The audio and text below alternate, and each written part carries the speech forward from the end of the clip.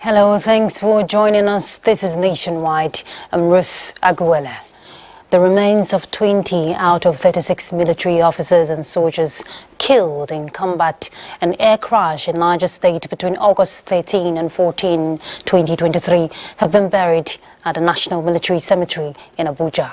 The remaining 16 others had already been buried at various locations across the country. 3 officers and 22 soldiers were killed in an ambush during internal security operation in Zungeru General Area in Niger State. Also, NAF M1171 helicopter crashed on August 14, 2023 in Chukuba village of Shiroro local government area of Niger State while on casualty evacuation mission. Those that did this and those that have continued to kill our men, wherever they are, we will get them out, we will smoke them out, and we ensure that they never have opportunity to kill any other person. That I assure you. Dignitaries present to pay their last respect include ministers of defense, representative of the Niger State government, top military officers, bereaved families, and other mourners. Rescue and emergency operations have been concluded at Lagos Street, Garki, Abuja collapsed building. FCT Emergency Management Agency FEMA says the prompt response and collaborative efforts of responders accounted for saving 35 lives with 2 deaths recorded. Abdullahi Ajia, who has been following developments on the incident, gives us an update. Aftermaths of the Wednesday night's tragic incidents of a collapsed building here in Garukitsu of the nation's capital, Abuja, leaves a memory of pains that lingers in the minds of the community as well as survivors and victims here. Now, the latest development here is that rescue mission and evacuation have been concluded as at Thursday.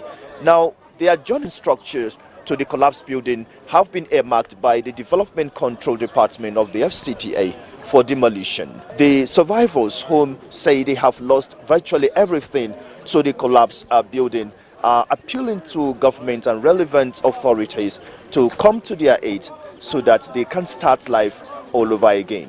I have about 13 to 14 apprentices for that compound. So 9 wound, they were for hospital. So 1 died, understand? So me and only other one, we know in injury. So I need to help him from government because of the one, we don't losing all the machines. They don't break them. All they don't break them. I had a shop here before it collapsed. I used to sell perfume.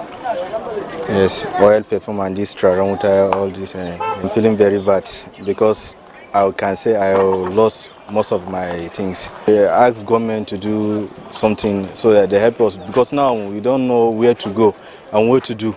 As we speak, the entire environment is being cordoned off and being secured by the security operatives. Abdullah Hajia, NTA News.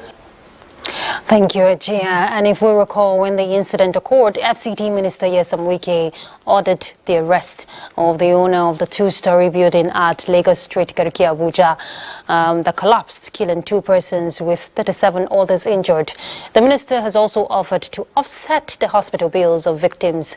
This was when he inspected the collapsed building. Let's hear again from Abdullahi Ajia. As at Thursday morning, when the rescue operation resumed with so many efforts from agencies putting efforts together to rescue more lives, the officials say it will be preemptive at this moment to state the number of casualties of people affected, as they're still rescuing more people to ensure that more lives are saved from the unfortunate incident. So we are not sure of how many people were in the building. So the best thing is for us to get to ground zero and then be certain for ourselves that everything is concluded. This tragedy has left the entire neighborhood in shock as residents watched the evacuation and rescue operation lasting several hours. I'm about to close when it is that to happen, so I hear the noise, good. So my husband come and pick me, then we run outside. As we run outside, we stand. I saw everything that I have that's collapsed. To be honest, I'm not happy at all because I have my sewing machines inside. In the midst of the rescue operation, the FCT ministers led by the Honorable Minister Nyesom Wike and other officials of the administration were here to see for themselves what is happening. And the Honorable Minister says the administration will be taking care of the hospital bills of the survivors, and also emphasized that the administration will continue to ensure that sanity in terms of structures returns to the FCT. It's unfortunate for the two that are dead.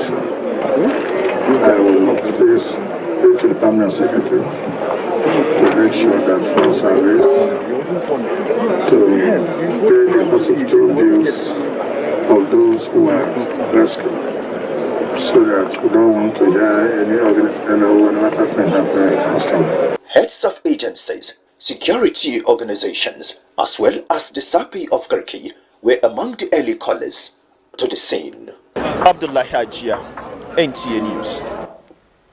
Well, that's a closed chapter now, which should not happen in our environment again. And talking about the environment, the sustainable use of the environment for man's well-being, as well as that of plants and animals for ecological balance of the planet's natural environment, is top on the agenda of the present administration. Adebla Brooksley reports that the Minister of State for Environment, Ishaq Salako, stated this at a meeting with members of the Nigerian Institute of Public Relations, Ogun State Chapter.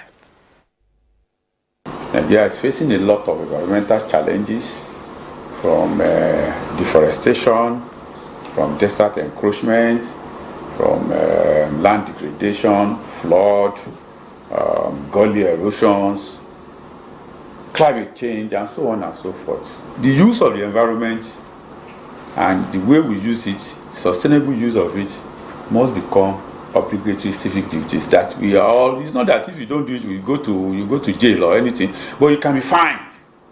And if you use it well, you can also be rewarded. It is now time for us as Nigerians to rise up to the occasion by doing all that is necessary to ensure that our environment is protected. So gone are the days where there is not enough sensitization. The minister said public relations officers have strategic roles to play in education and sensitization of Nigerians on how to conserve natural resources to support the well-being of today's generation and the future. Brutal ocean surge and accelerated coastal erosion have left Okun Aja community in Etiosa, local government area of Lagos State, in ruins. Houses, livelihoods and vast shoreline have been destroyed and lost. Kendi Adebisi was at the community, and here is her findings. We have to think of relocating the community because they can't stay here for the next 2 years without the sea being in their sitting rooms. Dr. Regina of the Nigerian Institute of Oceanography and Marine Research warned in 2021 that communities around the coastline in Okunaja are bound to suffer more adverse effect of ocean surge if precautionary measures are not put in place. 2 years after a heads up, we are back at the same location, and like a prophet, our prediction came true, as Okunaja community in Etiosa local government area of Lagos State has suffered with no small measures from ferocious ocean surge that has ravaged the once vibrant fishing community. For the first time, it has eaten deep to about 20-30 meters away for just 8 days. And this is so serious to the extent that even the central mosque of Okuaja is almost gone. 85-year-old Tamura Motu Olukosi has lived in Okuaja community for more than 7 decades. A place she once called home is now deserted as the impact of the ocean surge has displaced her and her kindred. The community, known for its tourist attraction, coconut trees, fishing, basket weaving and other commercial activities, is no longer the same. The onslaught of the ocean and coastal erosion has left it in ruins and in an alarming manner. In Lagos, Kende Adebisi, NTA News. And still on that incident, we join our correspondent live now, Larry Gbeleyi, who is at Okuaja, one of the coastal community in Lagos State experiencing the ocean surge. Larry, please go ahead with your findings and update at this time. Well, thank you, Ruth. But first, you have to forgive us about this wind. It comes with the territory. Now, in that report you just heard, there's a woman that talked about the landscape of the communities in the coastal areas in Lagos State that is going to change drastically. Her name is Regina. She said, in the next 2 years, all these places are going to change. I'm afraid that is the truth. Our prediction has come to pass. And if the cameraman can show the sea and the community, can the cameraman just show the sea quickly? That's the sea you are looking at. And let him come and show the community. I don't think both are up to 2 meters apart. The dangers are real and present. So I have with me here 2 environmentalists, Dr. Temitope Okunu, please come to my side, and Mr. Desmond Majekodumi. I have one question for both of you. Now, if you say everybody should evacuate, and this place is empty, that won't stop the ocean surge, will it? What should we do differently? It won't. Let's start with you, Mr. Desmond. Of course, it won't stop it at all. You can't just stop the ocean like that, because it's been inspired to react to our actions. We have been pouring all types of rubbish and nonsense into the atmosphere, upsetting the whole system that keeps the balance. And now we have upset the balance that God has put in place. The ocean is too hot and we're getting climate change. So the ocean has no alternative but to ravage the coastline. The scientists told us about this. Mr. Kono, didn't they tell us about this? Oh, they did. Oh, yeah. 2 years ago they did. I mean, the prediction is right now. As you can see, the whole community in Okuaja, look at the coastal erosion that has happened to these people. Many people have lost their homes, their properties. I mean, one of them was my staff who lives here around this Okuaja coastal area, and now she does not have a home. We have to be forced to now get a home for her. I mean, this is coastal erosion right happening, right before our eyes. This is the ocean doing or giving us a feedback and telling us this is your, A quick wrap, what should we do differently now? Because there's an adage where I come from. Yeah. I'm sure you're a Yoruba man. They say the echoes of war is enough for a smart, physically challenged to find his safety, his or her safety. Now this is something that is warning us. What should we do? Yeah, well, government at all levels and everybody. Yeah, but there's another adage in the scripture which says that God is not mocked. Whatsoever you sow, you shall reap. And we have been sowing all this rubbish into nature. Nature has to fight back. So what we have to do is to stop attacking nature, to stop poisoning nature's systems. We're causing global warming. We're causing climate change. This is the manifestation. We were told about it. And then, of course, we can use technology to protect the citizens. And we need to serve the people and protect the citizens. Put the rock groins. It I can know you're be done. passionate about this, Dr. Desmond. I have to ask her again. So what should we do on everybody's part before I guess he said the right thing. We have done a lot to the ocean, to the environment. We all share in common, and this is the time now we need to, put a stop, to all of the chaoses that we are throwing back at the environment, because we don't even have the power it's bringing to us. So you're thinking human action contributes a lot? Of course, definitely. Look at, for example, the Eco-Atlantic City there, right there. We know what happened there, all the groins that are there. Why are the groins not extended? all the way through the coastal area, you know. It should be repeated all through the coastal area so as to protect the low-lying communities. All right, thank you. We have little time. We have little time. I just have one person. Thank you very much. Thank you. Please, the community people are here too.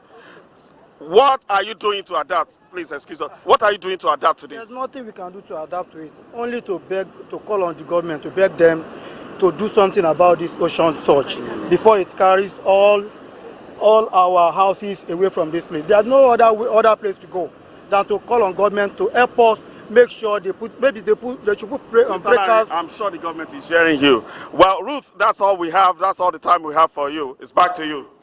Thank you very much, Lara. You have played your part. We'll just wait and watch those in authorities to do their part. Well done. Let's move to other issues. Nigerian women have shown enthusiasm to embrace ICT, as this will help not only in bridging gaps in digital literacy, but also expand the frontiers of development in the country.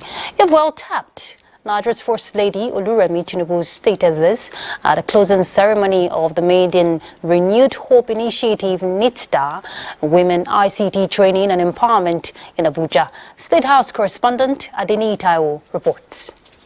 They came in as rookies 5 days ago, but with their eyes and mind set on acquiring requisite skills in ICT. And as shown in their own testimonies, they were not disappointed. A collaboration between Renewed Hope Initiative and NITDA provided them the right platform, and here they are, fully baked, ready and raring to go. And this is my evidence. This is what I've designed. And as a copy editor, I have joined one of the biggest online platforms for freelancers. I've also learned how to promote my services through social media platforms and websites. Going forward, I will continue to use this knowledge and skill gained from this training to impact fellow young women. This site is a cheering one for the First Lady Oluremi Tinubu, whose vision and compassion for women yielded these fruits. The importance of digital literacy and its role in fostering economic independence cannot be overemphasized. In a world driven by technology, these skills empower women to take control of their lives, contribute to their communities, and seize opportunities. As they step out one after the other to collect their laptop and a seed fund of 100,000 naira each, they also got an icing on the cake with these inspiring words of advice. Remember, the road ahead might be challenging, but it is your commitment and determination that will make the difference. It is my hope that you will go on to achieve remarkable feats, contributing to the advancement of our nation and its digital landscape. For the Minister of Communications, Innovation and Digital Economy, Bosun Tijani, this venture will certainly serve to boost ongoing efforts by the federal government to bridge digital gaps and set more women on a path to engage in local and global digital economy. This program represents a critical step in this direction, but also aligns with two priority areas of the President Bola Ahmed Tinubu's Renewed Hope agenda. The first one being the investment in the digital economy to empower Nigerians with new skills but also sustainable jobs. You are going back home empowered to safely and responsibly use digital platforms. You are also enlightened on how to be part of gig economy to benefit from digital economy. The beneficiaries are expected to mentor other young women. In the State House, Adeni Taiwo, NTA News. Days after promising or support, days after pledging support to the Renewed Hope Initiative of Nigeria's First Lady, the Defense and Police Officers' Wives Association, DPOA, has made good its promise with the donation of food items to the initiative. Here is State House correspondent again, Adeni Taiwo. While Nigeria's First Lady Oluremi Tinubu may have taken on the burden of improving the welfare of women and other vulnerable groups in the country through our pet project, Renewed Hope Initiative, achieving full and sustained actualization of that mission requires the input of all well-meaning Nigerians. Ironically, women who are the intended beneficiaries of our initiative are taking the lead in response to our call for support. These food items, including bags of rice, semovita and groundnut oil, as well as clothing materials, are what Defense Staff and Police Officers' Wives Association, the POWA, is handing over to the RHI to support the cause. Wife of the Chief of Defense Staff and National President of the POWA, Ogogo Musa, while presenting the items to RHI, says the donation is in fulfillment of the pledge by the association. The POWA is known for empowering youth, women, children, and we organize seminars and trainings for those in the barracks, outside the barracks, and the environment. When our mother came on board with this renewed hope initiative, so we felt that it's also a good thing for us to support our idea.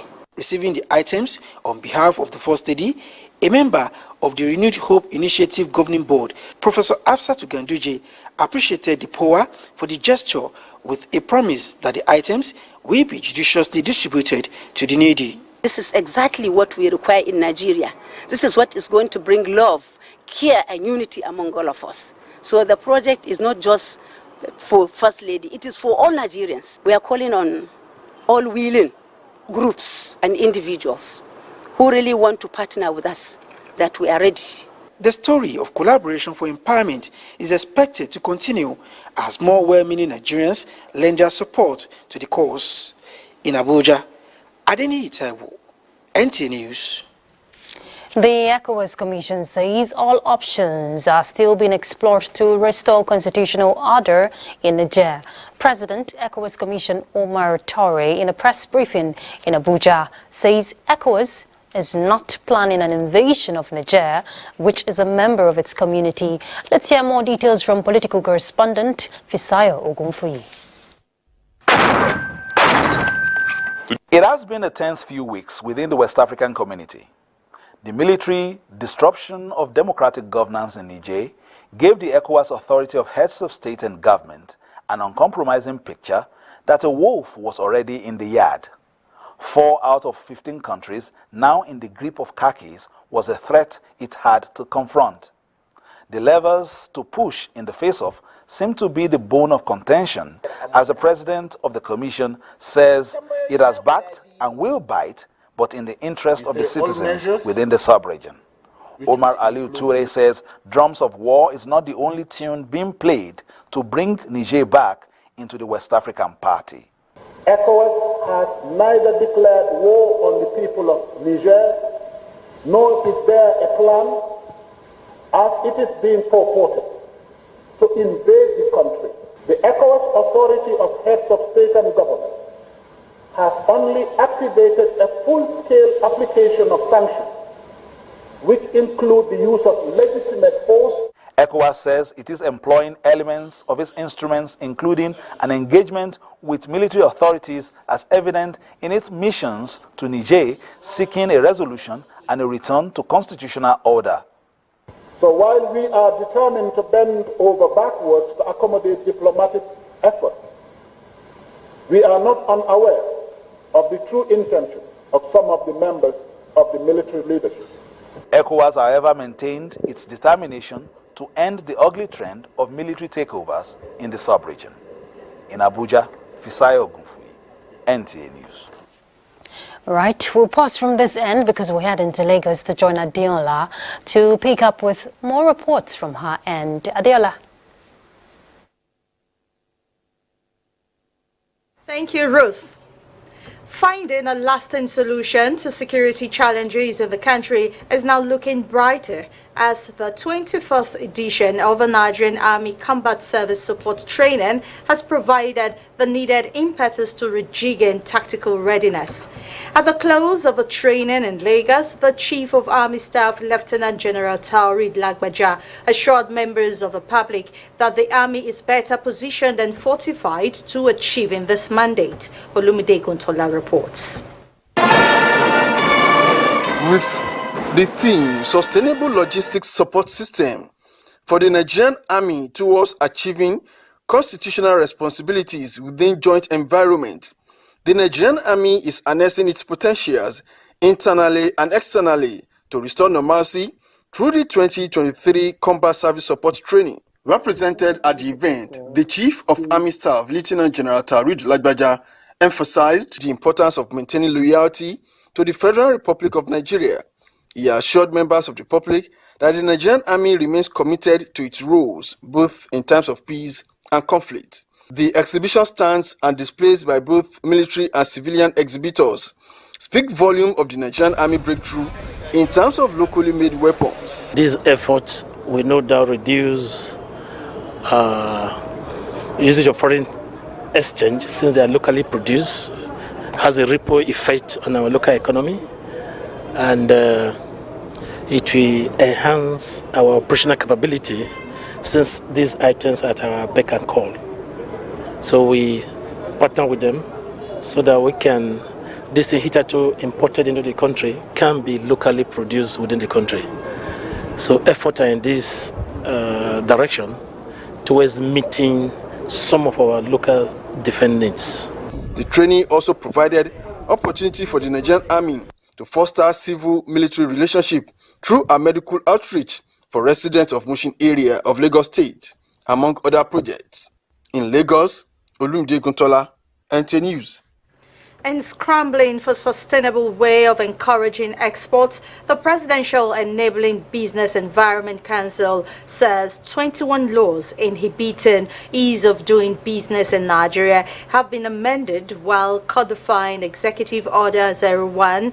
But beyond policy, the Nigerian Shippers Council wants the removal of impediments to logistics, citing the incessant detention of already cleared cargo by the police as one of the challenges. The Executive Secretary, Emmanuel Jime, observed that any delay within the trade timeline will translate into costs. Michael Olaleye reports. Simplifying the process of doing business in Nigeria like APC is the mandate of the Presidential Enabling Business Environment Council, PEBEC.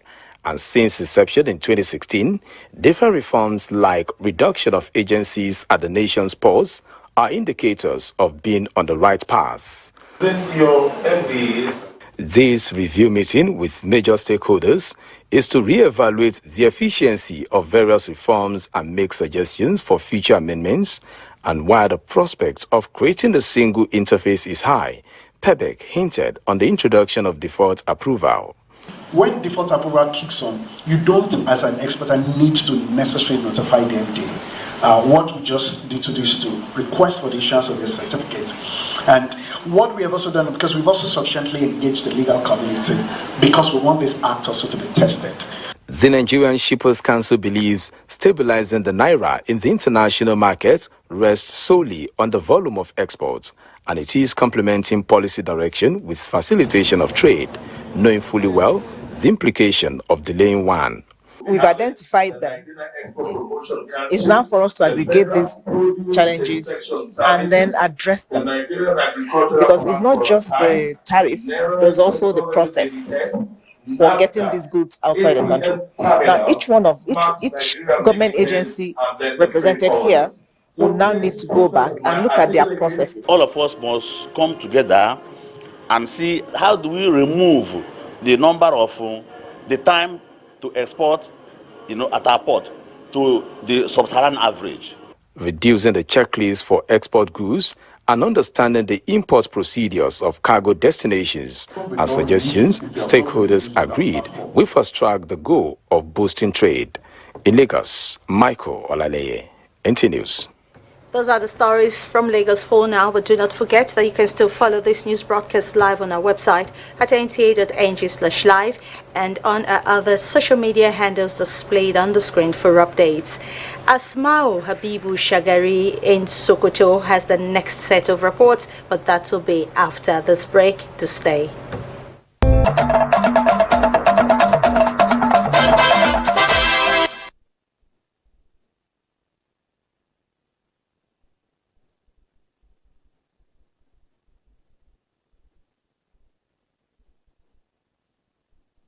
Coverage of the German.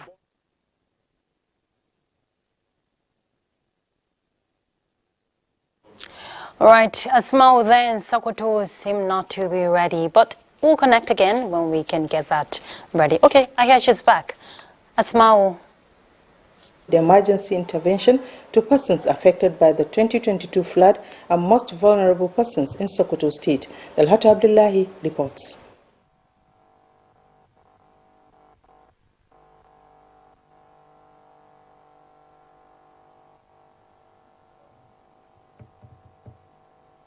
We have to pick up from here because the signal there it's given us issues. All is now set for the smooth takeoff of El Amin University Mina, aimed at driving the passion of its founder and former Nigerian First Lady, late Dr. Mariam Babangida, which seeks to bring to bear human development that will improve and add value to nation building. The director of the Citadel of Learning, Mohammed Babangida, disclosed this during the graduation ceremony of 80 students from its secondary school section for the 2022-2023 academic session. Dahiru Kure reports. The 80 graduating secondary students of the 2022 and 2023 academic session and those in primary and nursery session of the institution have undergone intensive assessment process using structured teaching methods and are certified to proceed to the next levels of their academic pursuits. Mohammed Awal Dangana, who was the star students of the 2022 and 2023 academic session, went home with a cash prize of 350,000 naira, a laptop, and a 100% scholarship to study any course of his choice at the El Amin University, while others who also distinguished themselves were honored. The quality of education that they've given me here is truly amazing. El Amin has equipped me with the skills and everything that I need to move on in life. El Amin International School Mina has in the last 30 years of its existence groomed more than 21,000 pupils and students to become better citizens who have in various ways contributed to nation building. The institution's quest to further produce world-class digital citizens whose aim is to compete with the best around the world has further been demonstrated with the establishment of El Amin University, expected to commence in September this year.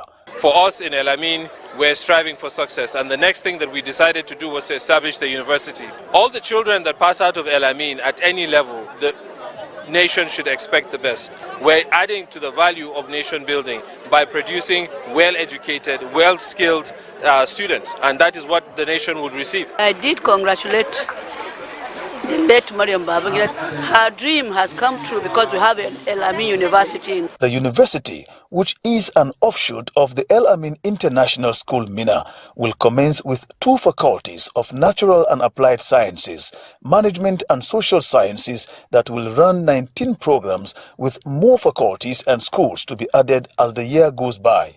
In Mina, Dahir Kure, NTA News. A look at the economy, the remarkable performance of the Nigerian Stock Exchange of 5.23% surge in market capitalization on the first day of President Bola Ahmed Tinubu's assumption in office was driven by optimistic anticipation by market reforms. This was stated by the Director General, Securities and Exchange Commission, Lamido Yuguda, the outcome of the second meeting of the Capital Market Committee for the year 2023. Yuguda highlighted the positive impact of the market and urged capital markets to lend its helping hand to the current economic reforms, adding that the market must make sacrifices to help drive the economic transformation that will change the nation's fortunes for the better. The chairman lamented the trend of companies choosing to delist from the capital market. Emphasizing the significance of this matter, he affirmed that the SEC actively collaborates with the exchanges to enhance approval procedures aiming to render listing processes more streamlined, more efficient, and economically viable.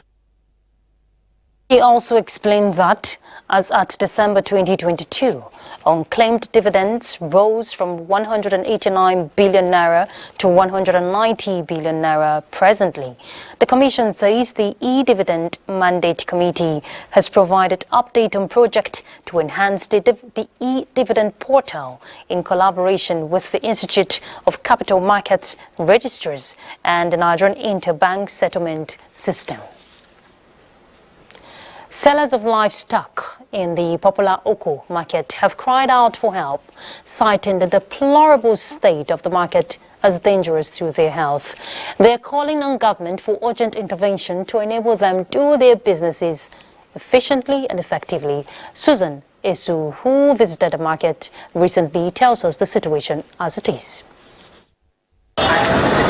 Oko Market, located at the bridgehead, is a major hub for livestock for buyers in Asaba in Delta State and Onitsha in Anambra State.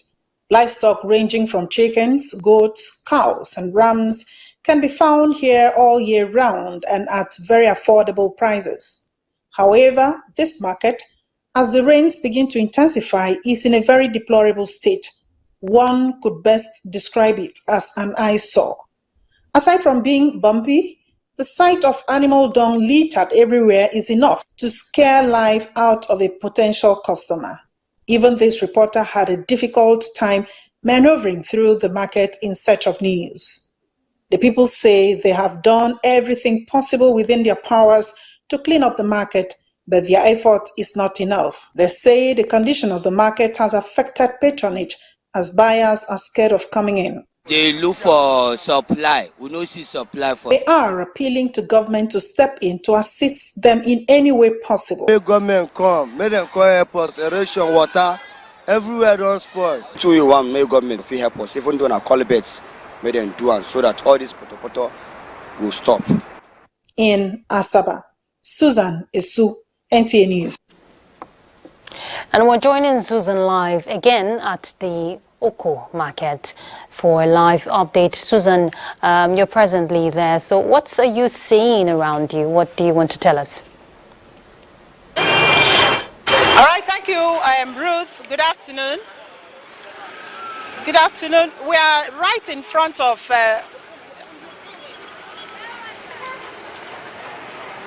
Go ahead. Thank you, Ruth, and good afternoon for joining us here in Oko Market. We are right at the entrance of the market. Just like you listened to in that report, the market is really in a very deplorable state. And we decided to stop here because our equipment cannot be put up there in the market because of the way it is. This market, for an additional information, is few kilometers away from the head bridge, the Onitsha head bridge. And then it is also a place where all the traders from the north birth, and that accounts for the influx of buyers from Anambra State and Delta State. People come all the way from Warri, Ughelli, Sapele to buy from this market. It is a major hub for livestock. Aside from that, we also have vegetables in this market that are sold in very large quantity and at a very affordable prices. That is why we have people troop in here to buy their goods. But the problem of the market is the flood. Fortunately, today we have a clement weather, and that is why you have the traders selling by this point, at this point. When it rains, nobody can walk into this place. It becomes flooded, and then the traders are forced to take their wares out of the market. Some are forced to take them, display their wares at the express. And so with me we have a councillor from this local government area, Oshimili South local government area, in charge of environment. So I want him, he's Calvin Nwabweze. So Mr. Calvin, can you tell us what you intend to do for this market and to give the people the ease of doing their business here? Good evening. First of all, my name is Honorable Calvin Nwabweze. I'm Chairman House Committee on Environment, and I'm also the councillor representing this very community. So it's basically my constituency, and it touches and it halts. But first, you guys have to also know that this is a federal road.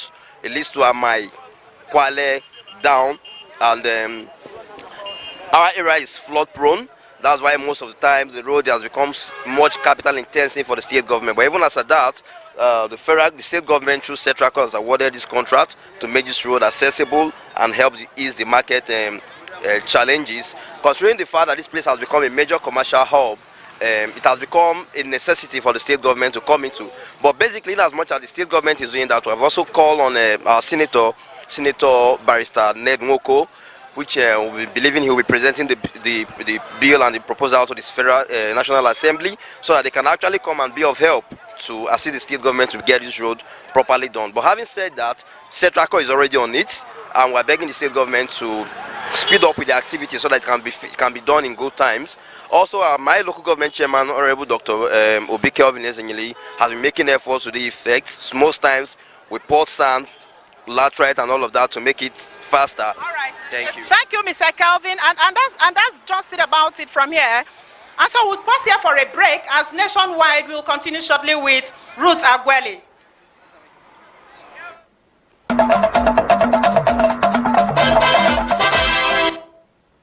Welcome back. Maiduguri will be our next stop, and Abubakar Resort is standing by. Abubakar. True Route, good evening and thank you for joining us. It is in line with efforts of Borno State government to cushion the hardship being experienced by people as a result of fuel subsidy removal and attendant consequences of the Boko Haram insurgency that statewide food palliative distribution has been intensified. State Deputy Governor Umar Usman Kadafur flagged off distribution of food palliative in Biu local government in southern Borno with an assurance to the citizenry that all local government areas in the state will benefit. Memuna Garba will now tell us more.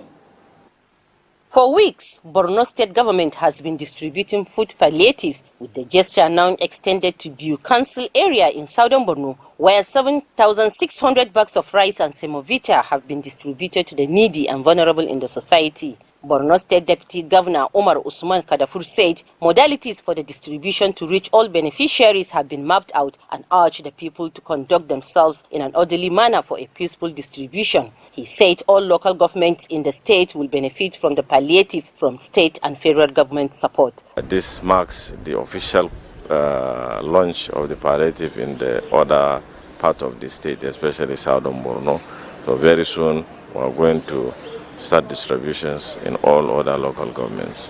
While in the area, the Deputy Governor inaugurated 300 housing units constructed by the Borno State government as part of its resettlement drive for displaced people, pointing out that IDPs from communities in Gur, Mandaragiro and Buratai was affected by insurgency are expected to benefit from the distribution. Commissioner for Reconstruction, Rehabilitation and Resettlement, Ibrahim Idris Garba, said the houses are semi-detachable, 2 single rooms accommodating 2 households each. Not only meant for the internally displaced persons. In the nearest future, we hope to build the ones that will accommodate also our own people who are less privileged, who are poor, who don't have access to houses. The Deputy Governor was equally at the palace of the Emir of Biu, Mai Mustafa Umar Mustafa, where the Emir commended both federal and state governments for their efforts to cushion the hardship being experienced by the people. In Maiduguri, Maimuna Garba, NTA News. Away from that now to tell you that Northeast Conference of State Directors of Department of Security Services has applauded the Borno model of non-kinetic approach to the counterinsurgency operations in the sub-region, yielding results. This was during the presentation of communique to Governor Babagana Umar Zulum at the end of their quarterly conference of the security chiefs in the Northeast, held in Maiduguri, the state capital. Mohammed Goni completes the story. The quarterly Northeast Conference of State Directors of Department of Security Services discussed a wide range of security issues in the Northeast geopolitical zone and offered recommendations to the governments of the 6 states. They were at the Government House, Maiduguri, led by Hussein Abdullahi Bokami, to present the communique of the conference to Governor Babagana Umar Zulum, who doubles as the chairman of the Northeast Governors Forum to facilitate implementation. Key issues contained in the communique for authorities of the 6 states to act on include the need to speed up distribution of palliative to cushion the effect of subsidy removal and taking proactive measures to mitigate the impact of flood in the sub-region. Even before the commencement of the federal government's own, as is in state, Borno State government has already started the distribution. And not just distribution, you are personally supervising it. The state directors of security also advised the state governors to sustain effort at addressing emerging crimes, which they describe as fallout of the Boko Haram crisis, by adopting the Borno model approach, which they observe has helped to return the relative peace to the state. Governor Zulum congratulated the state directors of security for the successful conference in Maiduguri and commended them for their commitment towards combating crimes in the geopolitical zone. We shall provide the political will needed to drive the process of securing our states better than even before. The governor also assured them that their recommendations will be discussed in the next meeting of the forum to take appropriate steps to address all the security issues raised. In Maiduguri, Mohammed Goni, NTA News. If you're just joining us, you're on to Nationwide on the Nigerian Television Authority. Let us at this point return to Ruth in Abuja for more on that. Thank you, Abubakar. Different youth groups on the platform of the governing All Progressives Congress have urged newly appointed ministers to see their responsibilities as a huge task in driving key economic issues in line with the President Tinubu's renewed hope mantra. The latest group, which stormed the party's secretariat, appealed to the APC leadership to support the choice of APC youth for the consideration of Dr. Nicholas Felix as Minister of Sports and Youth Development. It is our greatest desire to have a Minister of Youth who is young, friendly, knowledgeable, and versatile in the area and issues that concern young people. We know this administration is our hope that is going to be renewed. And for that to happen, Nicholas is our voice, and with him, our voice will be heard. In a similar development, a group under the aegis of natives has applauded the implementation of the renewed hope mantra, saying the benefits will unfold in phases that will bring permanent succors to the current economic realities. You have given us a combination of courage, open-mindedness, experience, inclusion, and performance. With the cooperation of the People-Centered National Assembly, the stage is indeed set for renewed hope. And sports update is next. Two historic international Scrabble championships commenced in Lagos Thursday. The inaugural Pan-African Scrabble Association President's Cup and the first African Youth Scrabble Championship. Over 225 players from host Nigeria, Botswana, Cameroon, Ghana, Liberia, Gambia, Uganda, Kenya, and the United States of America are featuring at the 4-day International Scrabble Championships. The President's Cup is for elite players, while the Youth Championship is for under-19 African players. Scrabble will be featuring as a demonstration sport. This is another first.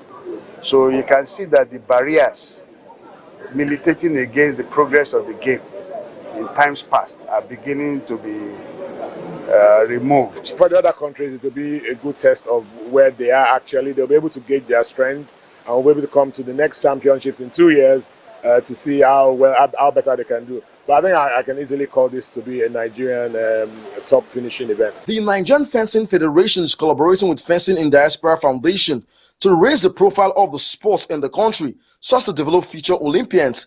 The initiative has Olympic silver medalist Dale Homa and founder of Fencing in Diaspora Foundation in Kosibro, who are in the country on a tour where they would organize coaching clinics and seminars for children on the techniques of the sports. So I'll be working with the coaches on footwork, which is the foot movements we use, tactical things, as well as just sharing kind of insights and doing some clinics. I see fencing developing really well here because, as we said before, in other African countries, fencing has really been expanded as a sport. 2 Navy Games, discovering talent for the various national teams while enhancing its combat readiness for contemporary security challenges is the focus of the ongoing 2023 Naval Training Command Games at the Ojo Barracks. I am hopeful that this sporting competition will further reveal new talents that will fortify our chances of being a powerhouse in the Nigerian sports industry.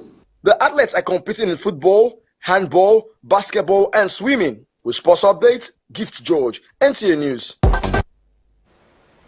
And that's Nationwide. Thank you very much for your company. The weekend is here. Do have a beautiful one. I'm Ruth Aguilera. Bye.